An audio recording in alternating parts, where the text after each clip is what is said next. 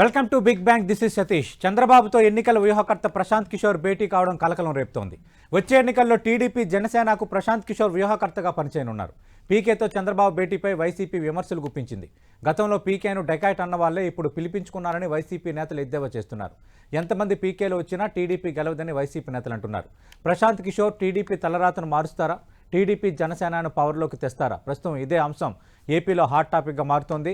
గత ఎన్నికల్లో వైఎస్ఆర్ కాంగ్రెస్ పార్టీకి వ్యూహకర్తగా పనిచేసిన ప్రశాంత్ కిషోర్ ఈసారి టీడీపీ జనసేనకు పనిచేయనుండడంపై అంతటా సర్వత్రా ఉత్కంఠ నెలకొంది. ఇదే అంశంపై బిగ్ బ్యాంగ్ డిబేట్లో మాట్లాడబోతున్నాం. చర్చలో పాల్గొంటున్నారు అధికార వైఎస్ఆర్ కాంగ్రెస్ పార్టీ నుంచి ప్రభుత్వ విప్ శాసనసభ్యులుగా ఉన్న కర్ణం ధర్మశ్రీ గారు, అలాగే ప్రతిపక్ష టీడీపీ నుంచి ఆ పార్టీ నేత శాసనమండలి సభ్యులుగా ఉన్న శ్రీకాంత్ గారు డిబేట్లో జాయిన్ అవుతున్నారు. నిన్న ప్రశాంత్ కిషోర్ ఏమన్నారు ఒకసారి చూద్దాం. పీకే అయినా ఈ పీకే అయినా తెలుగుదేశాన్ని బ్రతికించే పరిస్థితి లేదని చాలా స్పష్టంగా చెప్పదలుచుకున్నా. మేము చీకొడితే బయటికి పోయినోండి బతిమాలి తెచ్చుకుని అంటే ఎవడ గతి లేక అంటే పవన్ కళ్యాణ్ని నమ్ముకునే పరిస్థితి లేదు, పార్టీ కార్యకర్తల్ని నమ్ముకునే పరిస్థితి లేదన్నట్టుగా దీన్ని బట్టేది. మొన్న ఏం చెప్పారు? 5 ఏళ్ల క్రితం వీళ్ళ పార్టీ కార్యకర్తల మీద వీళ్ళకి నమ్మకం లేదనుకుంటా, అందుకే ప్రశాంత్ కిషోర్ని పెట్టుకున్నారు బీహార్ నుంచి అన్నారు. మళ్ళీ ఇవాళ ఏంటి అంటే పార్టీ కార్యకర్తల మీద నమ్మకం లేదు, పవన్ కళ్యాణ్ మీద నమ్మకం లేదు, మళ్ళీ వీళ్ళని తెచ్చుకున్నారు. ఆల్రెడీ చంద్రబాబుకు ఒక పీకే ఉన్నాడు, రెండో పీకేని తెచ్చుకున్నాడు. ఒక పీకే రెండో పీకే ఇద్దరు కలిసి కూడా పీకేదేం లేదు. ఎవరిని బీగుతారా అంటే చంద్రబాబుని బీగేస్తారు. ఈ రాష్ట్ర ప్రజలు ఆల్రెడీ 2019లో చంద్రబాబు నాయుడు పీకేశారు. 2014 ఎన్నికల్లో మొత్తం కూడా సరాసరి చాప దిండు సర్దుకొని ఆంధ్రప్రదేశ్ రాష్ట్రం నుంచి తెలుగుదేశం పార్టీని జనసేన పార్టీని రెండూ కూడా మూకుమ్మడిగా పీకేయడానికి రెడీగా ఉన్నారు. ఎంతమంది పీకేలను తెచ్చుకున్నా చంద్రబాబు నాయుడు ఏమి పీకలేడు. భవిష్యత్తుకే గ్యారంటీ లేని చంద్రబాబు నాయుడు ప్రజలకేం గ్యారంటీ ఇస్తాడు? నువ్వు ఉంటావో పోతావో తెలీదు. ప్రజలకు మాత్రం జూన్ తర్వాత మేము అధికారంలోకి వస్తాం, 2 లక్షలు ఇస్తాం, 3 లక్షలు ఇస్తాం, 10 లక్షలు ఇస్తాం. ఎవడరా బాబు నువ్వు ఇచ్చేది? 2014 నుంచి 19 దాకా నయా పైసా కూడా ఇవ్వలేని ఈ చంద్రబాబు నాయుడు మిమ్మల్ని ఎట్లా నమ్ముతారు ప్రజలు? రైట్. శ్రీకాంత్ గారు, ప్రశాంత్ కిషోర్ ఎన్నికల వ్యూహకర్త. నిన్న ప్రతిపక్ష నేత మాజీ సీఎం మీ పార్టీ అధినేత చంద్రబాబు నాయుడు భేటీపై మంత్రుల వ్యాఖ్యలు మీరు చూశారు. గతంలో బీహార్ డెకాయిట్ అన్నారు, మత కల్లాలు సృష్టిస్తారని అన్నారు. అలాంటి ప్రశాంత్ కిషోర్ ఇప్పుడు మంచోడైపోయాడా? ఇంకా ఏ ఆప్షన్ లేకనే ప్రశాంత్ కిషోర్ని తెచ్చుకున్నారు. ఇక గెలవలేమన్న భయంతోనే ఇంకా లాస్ట్ ఆప్షన్గా ప్రశాంత్ కిషోర్ని తెచ్చుకున్నారని మంత్రులు అంటున్నారు. మీ కామెంటెడ్ సార్. సతీష్ గారు నమస్కారం. నమస్తే అన్న. అలాగే ప్యానెల్లో ఉన్న ధర్మశ్రీ గారికి కూడా నమస్కారాలండి. ఈరోజు వైఎస్ఆర్సిపి పార్టీ ప్లస్ వైఎస్ఆర్సిపి నాయకుల ఫ్రస్ట్రేషను అనేది ఓడిపోతున్నాము, ఇంకా మన అధికారంలోకి రాలేము అనే ఫ్రస్ట్రేషన్ అనేది గౌరవ మంత్రులు మాట్లాడినా కానీ ఇతర నాయకులు మాట్లాడినా కూడా అదంతా కూడా మీడియాలో మనకు క్లియర్ గా అర్థమవుతుంది. సో ఈరోజు 2 థింగ్స్ అండి ఇక్కడ. ఒకటి, యువకుడు స్టేట్ ని కొంచెం ప్రాపర్ గా ఏదైనా చేయొచ్చు, ఒక మన స్ట్రాటజీస్ తోటి కొంచెం మనం ఒక రాష్ట్రానికి గైడెన్స్ ఇవ్వచ్చు ఏదో ఒకటి అనే ఆలోచనతోటి ఆ రోజు ప్రశాంత్ కిషోర్ గారు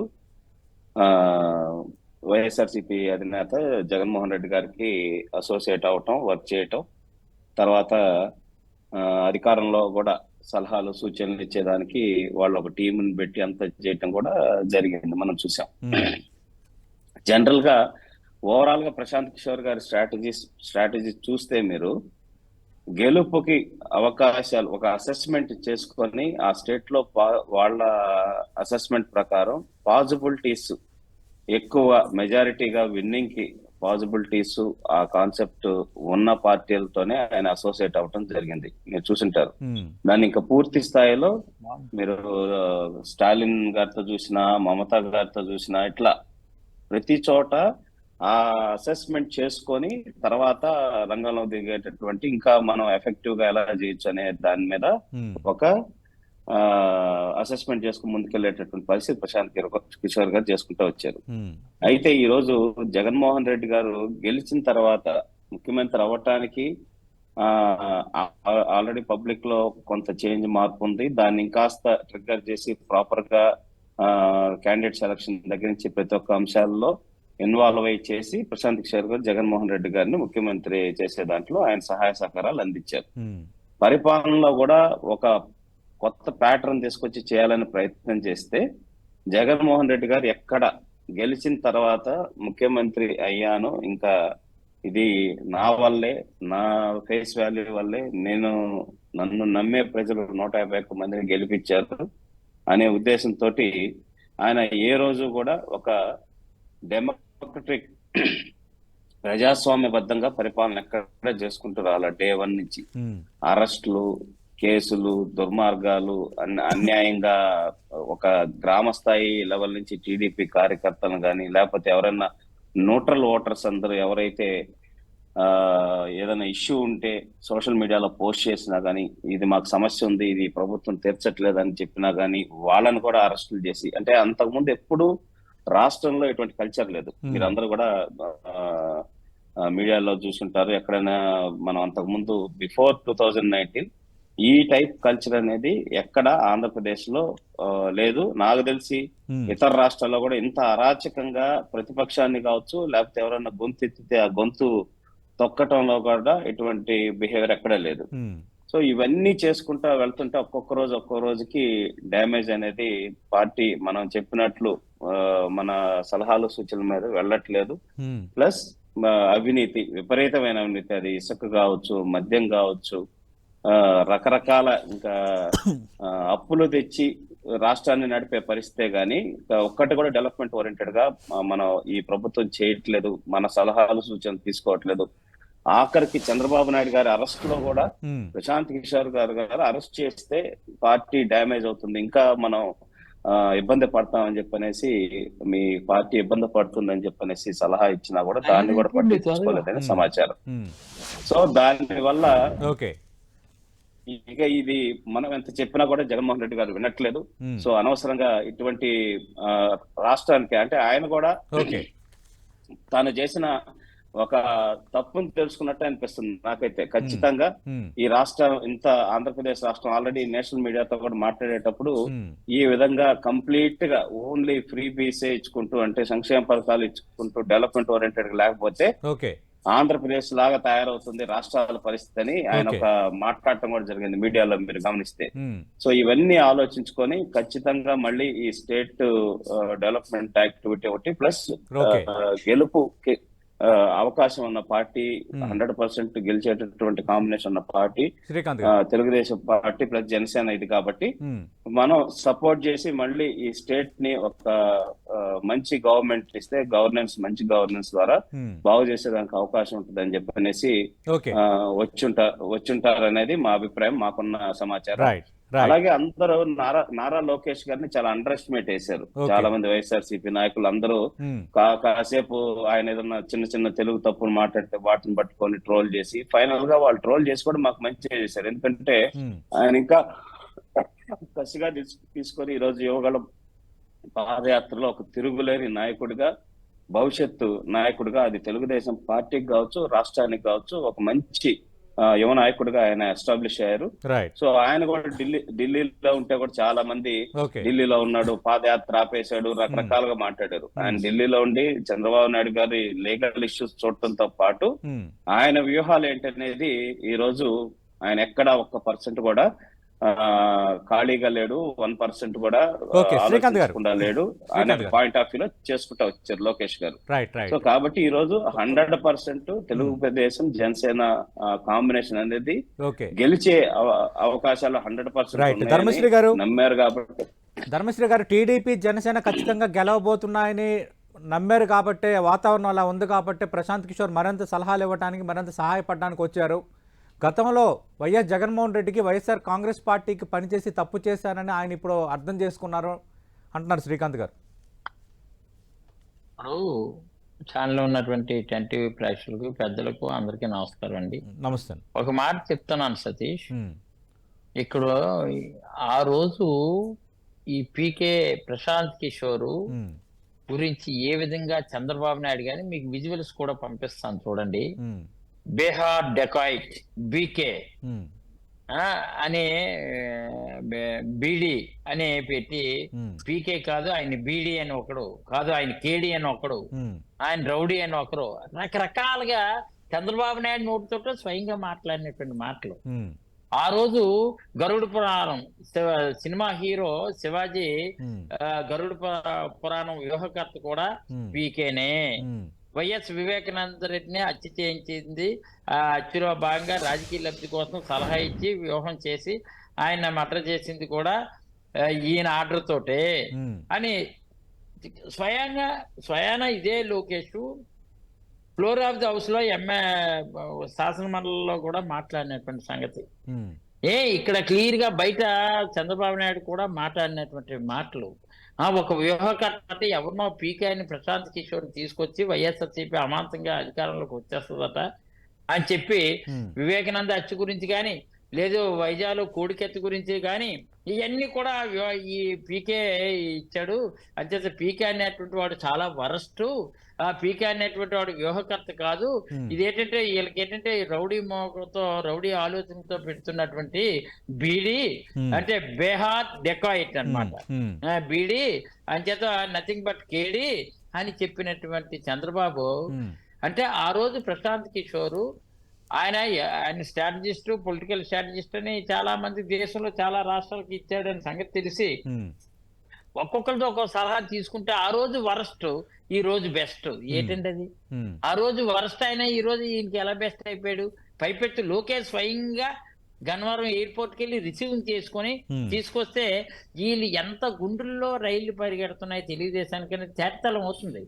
అంటే వైఎస్ఆర్సీపీని ఎదుర్కోలేక జనరంజకమైనటువంటి పరిపాలన అందిస్తూ జన హృదయాల్లో జననేతగా ఈరోజు కొలువై ఉన్నటువంటి జగన్మోహన్ రెడ్డి గారి కీర్తిని, జగన్మోహన్ రెడ్డి గారి తాలూకు స్ఫూర్తిని వీళ్ళు తట్టుకోలేక ఇప్పుడు ఎట్లా అని చెప్పేసి ఏంటంటే 2000 కోట్లకి మళ్ళీ బేరం పెట్టుకుని ఆయన రప్పించుకొని ఆయనతో మంతనాలు జరుపుకున్నాడు. తప్పులేదు, జరుపుకొని మేము అంటే మమ్మల్ని ఎదుర్కోలేక ఈ రోజు ఏంటంటే ఇక ఇదే జనసేనలో ఆల్రెడీ పవన్ కళ్యాణ్ అక్కడో పీకే ఉన్నాడు, ఇప్పుడు ఈ పీకే, ఆ పీకే ఈ పీకే ఏం పీకేస్తారు ఆలోచించండి. అంటే ఎట్టి పరిస్థితుల్లో కూడా మేము గౌరవ ముఖ్యమంత్రి జగన్మోహన్ రెడ్డి గారి నాయకత్వంలో ఎక్కడికెళ్ళా ఒక అద్భుతమైనటువంటి ప్రజాదరణ, ఒక క్రౌడ్ పుల్లర్ గా ఈ రోజు ఎంత జనాలు అందరూ కూడా వస్తున్నారంటే కేవలం ఏంటంటే జగన్మోహన్ రెడ్డి గారి పరిపాలన విధానాన్ని మెచ్చి అంతమంది జనాలు వచ్చి ఈ రోజు ఏంటంటే ప్రతిదీ కూడా మేము ధైర్యంగా ధర్మశ్రీ గారు అనే సంకల్పం ఉన్నది కాబట్టి అంటే ధర్మశ్రీ గారు అలాంటి పీకేని తీసుకురావడం ఎందుకు? అదే ధర్మశ్రీ గారు ప్రశాంత్ కిషోర్ అనే వ్యక్తి ఒక బిజినెస్ ఎలక్షన్ స్ట్రాటజిస్ట్. ఆయన ఎన్నికల వ్యూహం ఏ పార్టీకైనా ఆయన చేపడతారు. ఒకసారి కాంగ్రెస్ తో ఉన్నారు, ఒకసారి మోడీతో ఉన్నారు, అలాగే కొన్ని రాష్ట్రాలు అనేది అపోజిషన్తో ఉన్నారు, పొజిషన్తో ఉన్నారు. అంటే గతంలో మీతో పనిచేసినప్పుడు మేము స్ట్రాటజిస్ట్గా వాడుకున్నామని ఇప్పుడు వాళ్ళు వాడుకుంటే భయంతో వాడుకుంటున్నారు అనడం కరెక్టేనా? ఇప్పుడు మీరు వాడుకున్నట్టు ఇప్పుడు వాళ్ళు వాడుకుంటున్నారు. ఇక్కడ ఎంతవరకు రాబిన్ శర్మ అని ఆయన ఒక ఆయన రాబిన్ సింగ్ అనుకుంటారు, రాబిన్ శర్మని ఎంతవరకు కూడా వ్యవకర్తగా ఆయన ఏంటంటే ఫెయిల్ అయిపోయిందండి. ఫెయిల్ అయింది, యువకాలం పెట్టారు. అది యువకాలం కాదు, అది ఏలాకోలం అయిపోయింది.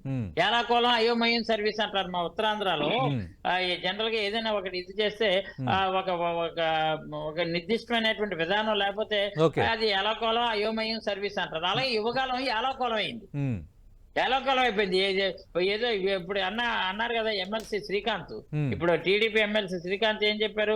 ఢిల్లీలో కూర్చొని లాబీ నడిపారు, పాదయాత్ర మధ్యలో ఆపేశారు కదా.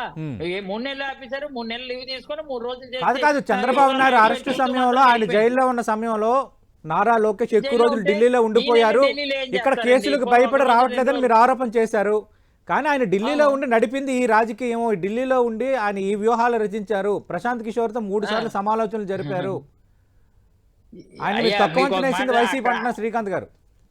ఇక్కడ ఆయన ఏంటంటే మళ్ళీ ఆయన ఎక్కడ మళ్ళీ వాళ్ళ నాన్నగారితో పాటు ఆయన ఎక్కడ బొక్కలోకి వెళ్ళిపోతారని భయపడిపోయి ఆ ఢిల్లీలో కూర్చొని ఏదో చేశారు. ఇప్పుడు అక్కడ చట్టపరమైనటువంటి దానిలో వాళ్ళు దొరికిపోయారు కాబట్టి వాళ్ళు ఏంటంటే ఆ రోజు జరుగుతున్నటువంటి 5 మినిట్ విషయంలో కానీ అన్ని విషయాల్లో కూడా దొరికిపోయారు కాబట్టి 3 నెలలు జైలుకి వెళ్ళేది వంటలు కావాలని తోచేసింది కాదు.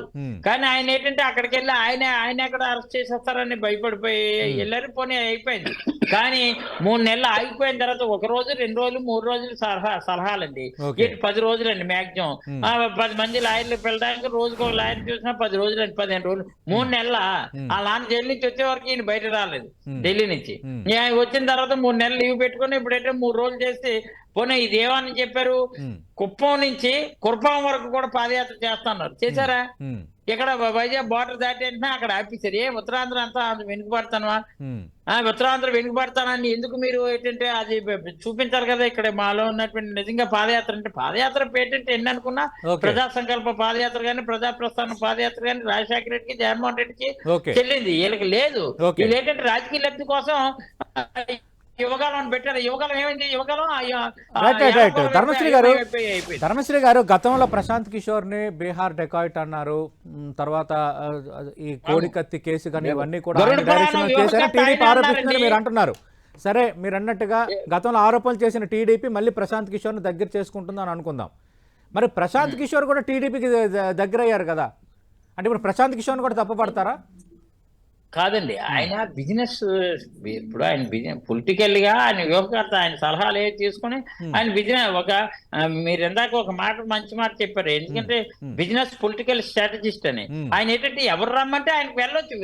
ఆయన ప్రశాంత్ కిషోర్ తప్పు పట్టలేదు. ప్రశాంత్ కిషోర్ ని వీళ్ళు తప్పు పట్టారు, టీడీపీ వాళ్ళు తప్పు పట్టారు. అడుగుతున్నా, గతంలో మీరు వాడుకున్నారు ఆయన్ని, ఇప్పుడు వీళ్ళు వాడుకుంటున్నారు, తప్పే ఉంది అంటున్నారు. ఎవరికైనా వ్యూహాలు ఇవ్వడానికి సిద్ధం. ఆయన డబ్బులు తీసుకుంటారు, వ్యూహాలు రచిస్తారు. గతంలో మీరు వాడుకున్నారు, ఇప్పుడు వాళ్ళు వాడుకుంటే తప్పే ఉంది. ఇప్పుడు వాళ్ళు వాడుకుంటే ఏదో భయంతో వాడుకుంటున్నారు, మేము అప్పుడు వాడుతుంటే అభయంతో వాడుకున్నాం అంటాం కరెక్టేనా? అంటే ఇది కరెక్ట్ కదా. మరి అదే నోటుతో ఆయన తప్పు పట్టినటువంటి వాళ్ళు, అదే నోటుతో ఆయనే వ్యూహకర్త, మమ్మల్ని పీకుతాడు అని అన్నటువంటి వాడు ఈ రోజు ఆయనకి ఎలా దగ్గర అయిపోయాడని. ఇప్పుడు మేమే పీకే ప్రశాంత్ కిషోర్ వరస్ట్ అని మేము చెప్పలేదు, వాళ్ళు చెప్పారు వరస్ట్ అని. ప్రశాంత్ కిషోర్ ఇచ్చినటువంటి తొత్తు సలహాల వల్ల మా ప్రభుత్వం ఏం పడిపోదు అని అన్నారు. ఏంటంటే కోడికత్తి కేసు ఆయన వ్యూహాన్ని చెప్పి రకరకాల మా మీద బుర్ర చెల్లారు. మా మీద బుర్ర చెల్లినటువంటి టీడీపీ వాళ్ళు ఇప్పుడు ఆయన అంటే దురద ఎందుకు వచ్చింది, శ్రీకాంత్ గారు, శ్రీకాంత్ గారు, ఇప్పుడు టీడీపీ దగ్గర చంద్రబాబు నాయుడు దగ్గర 2 పీకేలు ఉన్నారు. ఒకరు ప్రశాంత్ కిషోర్, ఒకరు పవన్ కళ్యాణ్. ఎంతమంది పీకేలు ఉన్నా పీకేదేమీ లేదు.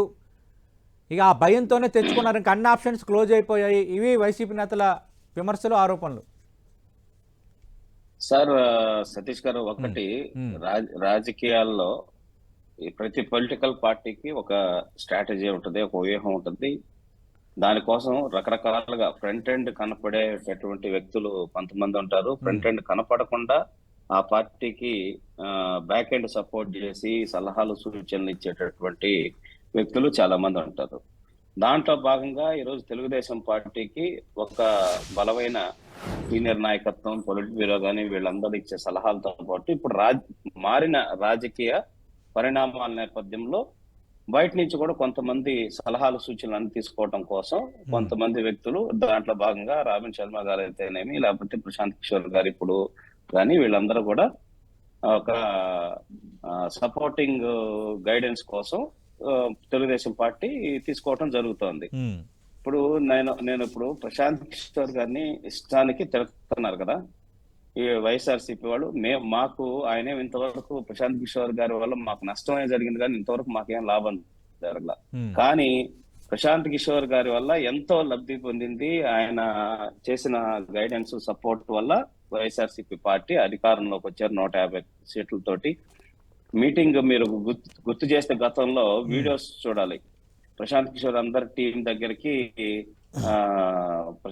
ప్రశాంత్ కిషోర్ గారిని ఓపెన్ గా ఒక పబ్లిక్ మీటింగ్ లో జగన్మోహన్ రెడ్డి గారు తీసుకొచ్చి గుంటూరు ప్రశాంత్ అన్న ప్లేనరీలో ప్రశాంత్ అన్న మనకి సపోర్ట్ చేస్తున్నారు, ఈయన అక్కడ బీజేపీకి పనిచేస్తారు, మోడీ గారిని ప్రధానమంత్రి చేయడంలో ఇట్లా కూడా కీలక పాత్ర వహించారు. సో అన్న మనకు సపోర్ట్ చేయబోతున్నారు. ఓపెన్ మీటింగ్ లోనే ఆయన అనౌన్స్ చేసి ఇచ్చేశారు. దాని తర్వాత మాదంతా ఓపెనే, మాదంతా ఓపెనే ఉంటుంది శ్రీకాంత్. మాది ఓపెన్ అన్న ధర్మశ్రీ, మాది ఓపెన్. సీక్రెట్ గా ఏం తీసుకురాలేదు, ఎక్కడ అందరికి మీడియా ముందే తీసుకొచ్చారు, వెనక్కి తీసుకురాలేదు. ఇంకోటి ఈ రోజు ప్రశాంత్ కిషోర్ రిజల్ట్స్ రాకముందు 2 రోజుల ముందు ప్రశాంత్ కిషోర్ గారి టీం తోటి కలిసేటప్పుడు జగన్మోహన్ రెడ్డి గారిని ఇంట్రొడ్యూస్ చేస్తూ one of the youngest CM of the Andhra Pradesh అని చెప్పనేసి రిజల్ట్స్ రాకముందే ఆయన ఇంట్రొడ్యూస్ చేసి అంత చేశారు. ఆ దాంట్లో మాట్లాడిన దాంట్లో కూడా నా గెలుపులో మీరు ప్రశాంత్ కిషోర్ గారు మీరు చేసినటువంటి మేలు ఈ జన్మలో మర్చిపోలేను అది ఇది అని చెప్పనేసి జగన్మోహన్ రెడ్డి గారు అప్పుడు మాట్లాడారు. అయిపోయింది. తర్వాత ఇప్పుడు అధికారంలోకి వచ్చిన తర్వాత కూడా ఈ వాలంటీర్ సిస్టమ్ కానీ ఇవన్నీ కూడా ప్రశాంత్ కిషోర్ గారు ఈ వార్డు సచివాలయాల కాన్సెప్ట్ ఇవంతా కూడా వాళ్ళ సలహాల సూచనల మీద చేశారు. తర్వాత మండలానికి ఒకటి వాలంటీర్లు మానిటర్ చేయడం కోసం ప్రశాంత్ కిషోర్ గారి టీం నుంచి ఒకరిని డిప్లాయ్ చేశారు. ఇవన్నీ కూడా గవర్నెన్స్ లో కూడా సలహాలు సూచనలు ఇచ్చేదానికి చేస్తూ వెళ్ళారు. వాళ్ళు రాజకీయ అధికారంలోకి రావడానికి లబ్ధి పొందిన వాళ్ళు ఈ రోజు టక్కన తెలుగు ఇప్పుడు ఇన్ని రోజులు ప్రశాంత్ కిషోర్ గారి మీద ఏం మాట్లాడలేదు, ఏం చేయలేదు. ఒక్కసారిగా తెలుగుదేశం పార్టీకి మద్దతు అనగానే వాడు పీకే గాడేంది, వాడేం బిగుతాడు, వీడేం బిగుతాడు అని చెప్పనేసి మాట్లాడటం స్టార్ట్ చేశారు.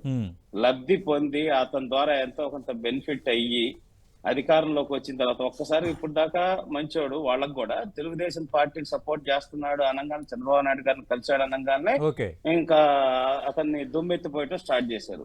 ఒకటి. నెంబర్ 2, శ్రీకాంత్ గారు ఈ అంశాన్ని ప్రస్తావించారు కాబట్టి నిన్న మాజీ మంత్రి పేరుని నేను ఒక కామెంట్ చేశారు, మేము చీకొడితే బయటికి పోయిన వాడిని బ్రతిమాలాడి తెచ్చుకున్నారు అని. అంటే వైసీపీ అసలు వద్దనుకుంది, చీకొట్టేశాము, అలాంటి వ్యక్తిని తెచ్చుకున్నారని అన్నారు. అంటే మా పీకేతో మాకు రిలేషన్ లేదని చెప్పకనే చెప్పారు. అంటే అది ముందే స్టేట్మెంట్ ఇచ్చి ఉండొచ్చుగా, మేము చీకొట్టామని చెప్పనేసి ముందే వచ్చగా సార్ స్టేట్మెంట్. ఇప్పుడు ఎందుకు ఇచ్చారు? మేము ప్రశాంత్ కిషోర్ ని చీకొట్టాము అని చెప్పనేసి 1 నెల ముందో 2 నెలల ముందో ఇచ్చి ఉండొచ్చు కదా. నిన్న చీకొట్టితే ఈ రోజు అయితే వచ్చి ఉంటారు కదా. ఖచ్చితంగా దీనికి ఒక లాంగ్ డిస్కషన్ అయితే జరిగి ఉంటది కదా. ప్రశాంత్ కిషోర్ గారు కూడా నిర్ణయం తీసుకోవాలంటే ఒక అసెస్మెంట్ ఆయన ఆల్రెడీ వాళ్ళ టీమ్స్ ద్వారా ఒక 2 months నుంచి బేసిక్ గ్రౌండ్ వర్క్ అంతా చేసుకుని మనం ఈ వైఎస్ఆర్సీపీ ఓడిపోతుంది, 15 సీట్ల కన్నా ఎక్కువ వచ్చేటటువంటి పరిస్థితి లేదు, ఇప్పటికైనా ఏదైనా మార్చుకుంటే సీట్లు కొన్ని పెరిగేదానికి అవకాశం ఉంది, కానీ అధికారంలోకి రావని చెప్పినా కూడా వినకుండా ముందుకెళ్లేటటువంటి పరిస్థితికి వెళ్తే ఇది ఇంకా అయ్యేటటువంటి పరిస్థితి కాదు. ఈ పరిస్థితుల్లో మనం ఎవరికి సపోర్ట్ చేస్తే బాగుంటది అనే దాని మీద తెలుగుదేశం పార్టీతో అసోసియేట్ అవ్వడం ఎన్ని జరిగింది. అలాగే అన్న ధర్మశ్రీ అన్న మాట్లాడుతూ జనరంజకమైన పాలన అందిస్తున్నారు జగన్మోహన్ రెడ్డి గారు అంటున్నారు.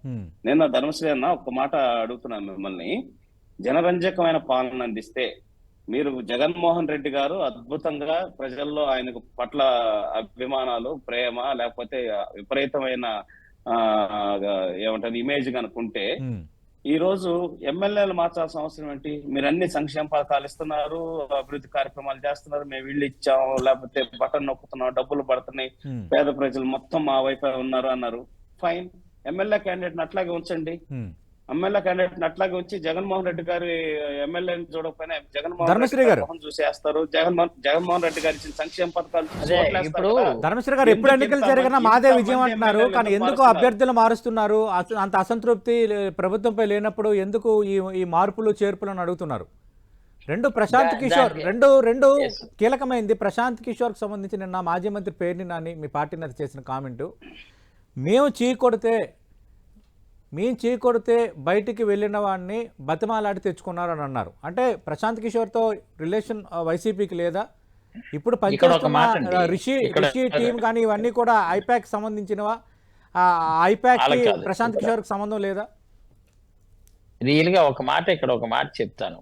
మేము పొలిటికల్ స్ట్రాటజిస్ట్ గా ఎన్నికలప్పుడే ఆ రోజు ఉపయోగించుకున్నాం. తర్వాత ఆయన ఏంటంటే నేను ఇంకా పొలిటికల్ స్ట్రాటజిస్ట్ గా లేను అని బీహార్ ఎన్నికల కోసం ఆయన పెట్టినటువంటి బీహార్ లో ఆయన సెపరేట్ గా పార్టీ పెట్టడం, పార్టీ పెట్టేమో అలాగే వెస్ట్ బెంగాల్ లో కూడా నేను పార్టీ పెట్టాను చేయడం, ఆ రాజకీయ దీని మీద ఏంటంటే నేను వీటిలో పాలు పంచుకోలేదంటే వదిలేసాం. మేము మా చీకొట్టడానికి కదా అక్కడ మేము అక్కడి నుంచి ఆయన లేదు, ఆయన దగ్గర నుంచి ఉన్నటువంటి టీంలు మీరు ఇప్పుడు అన్నారు, ఆయన దగ్గర పనిచేస్తున్నటువంటి చీకొట్టడం అంటే నువ్వు వెళ్ళిపో మా దగ్గర ఉండకు అని చెప్పి అర్థం వస్తుంది. ఎప్పుడైతే ఆయన ఎప్పుడైతే మాకు వదిలేసారు ఇంకా మాకు అవసరం లేదు. మరి మీ సర్వీస్ అవసరం లేనప్పుడు ఆయన ఏంటంటే నేను అందులో తప్పించుకున్నాను అన్నప్పుడు మేము వదిలేసాం.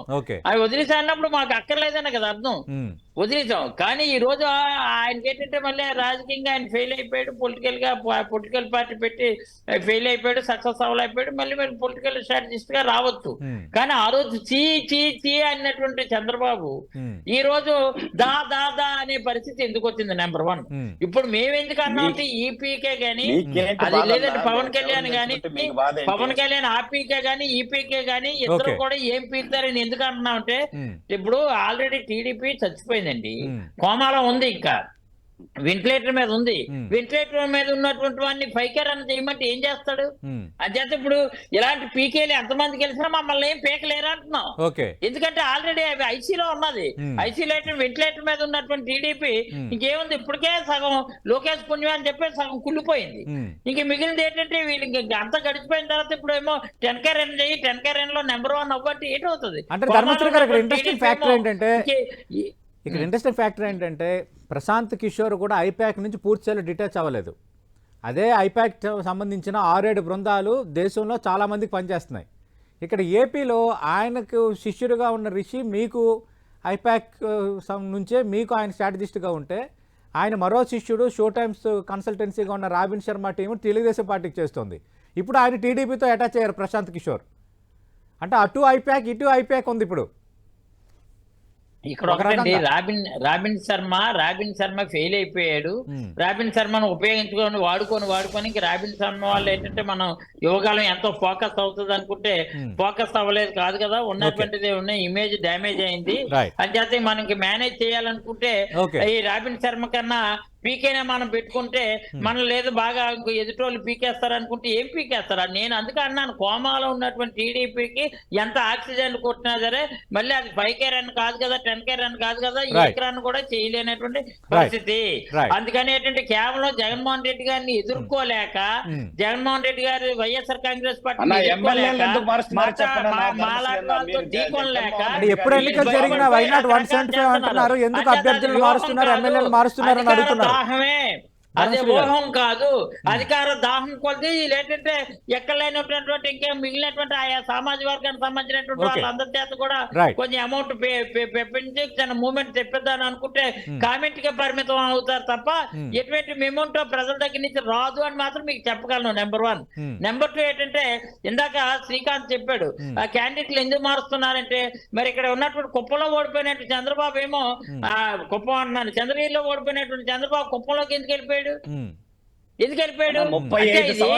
ఒక్కొక్కరు ఒక్కొక్క దగ్గరికి ఒక నియోజకవర్గంలో ఒక వ్యక్తి పనికిరాడు అని అనుకుంటే పరిస్థితిలో ఇంకో దగ్గరికి అక్కడ ఉన్నటువంటి సిచ్యువేషన్ లో ఒకళ్ళని మారుస్తారు. అది మార్చడంలో మీరు గెలవాలి కదా. అక్కడ ఉన్నటువంటి దీనిలో పనిచేస్తున్న కొన్ని టార్గెట్లు మాకు 6 నెలల ముందే మా ముఖ్యమంత్రి గారు పెట్టారు. టార్గెట్ ఎవరు రీచ్ అయ్యారో, ప్రధానాన్ని ఎవరు పొందుతున్నారో వాళ్ళకి టికెట్స్ ఉంటాయి లేకపోతే ఉండవని ముందే చెప్పారు. మీరే అన్నారు కదా ఇందాక ప్రశాంత్ కిషోర్ గారిని ఇంట్రడ్యూస్ చేసి బీజేపీని అధికారంలో తీసుకురావడంలో ప్రధాన పాత్ర పోషించినటువంటి ఈ పీకేని మేమేమో మళ్ళీ తీసుకొస్తున్నాం ముఖ్యమంత్రి గారు స్వయంగా చెప్పాం. మేము ఆ రోజు ఉన్నది ఉన్నట్లే చెప్పాం, లేదు చెప్పలేదు. ఈ రోజు పెట్టారు, ఇది కూడా మంచి సలహాలు ఇచ్చారని అది నిజమని ఒప్పుకుంటున్నాం. కానీ మీరు ఆ రోజు పనికి రాలేనటువంటి వాడు ఈ రోజు పనికి ఎలాగొస్తాడని మీరు భ్రమపడారు. ప్రశాంత్ కిషోర్ గారు ఒక్క నిమిషం శ్రీకాంత్ గారు ఒక క్లారిటీ ఇవ్వండి. ప్రజెంట్ తెలుగుదేశం పార్టీకి రాబోతున్న ఎన్నికలు వైసీపీ కంటే తెలుగుదేశం పార్టీకి ఒక రకంగా 2 or die అన్న సిచ్యువేషన్ పొలిటికల్ సర్కిల్స్లో ఉంది.